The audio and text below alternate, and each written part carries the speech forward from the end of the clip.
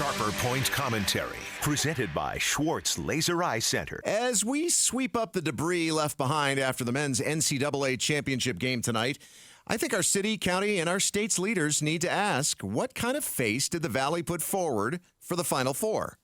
I'd say a pretty good one, with one exception that, in full disclosure, is based on a personal experience.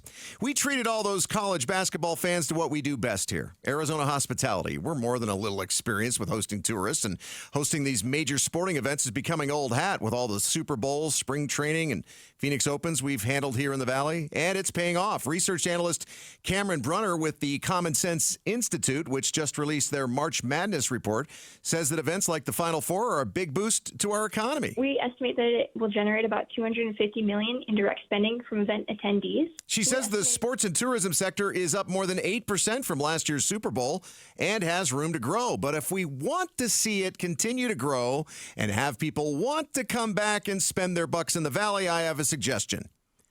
Don't tell the visitors to ride the light rail.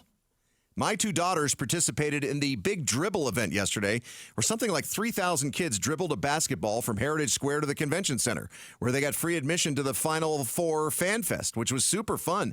But what wasn't fun was getting there. In order to avoid spending $40 on parking, one of the folks in the Final Four volunteer office suggested that we ride the light rail downtown. So my wife, my two daughters, and I parked just off of Central Avenue in Uptown Phoenix and boarded the train. After a couple of stops, the super friendly transit security officer left our car, or got off the train altogether, I'm not sure. And that's when an obviously inebriated young man started hassling everybody on the train looking for something to drink. An older woman who was obviously sick of his act yelled the N-word at him as she exited the train, which really set him off. Thanks, lady. This jerk didn't relent until he disembarked. Unfortunately, at the same stop as my now scared out of their wits daughters, tears streaming down their faces. We walked the opposite way, headed toward the Final Four fun. But I know this is a situation that's going to stick with them for a long time. By the way, if he would have touched anybody on that train, I would have taken this guy out. No problem at all. He was skinny. He was drunk. It wouldn't have been a problem. But he just was yelling and screaming curse words at everybody. And it would turn out to be my family's first and last light rail ride ever.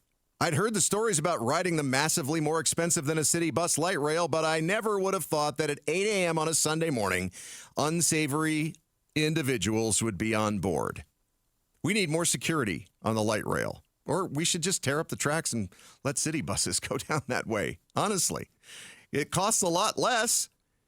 And, well, all right, if we're going to put more security guards on and keep the light rail in place, let's not just do it when we have fans in town. Let's do it for the families and the people, the other people I watched on that light rail yesterday who had no choice but to ride it because they were headed to work and have to put up with idiots like that all the time. Thanks for watching Sharper Point. Click to see more from Arizona's morning news and tap the button in the middle to subscribe.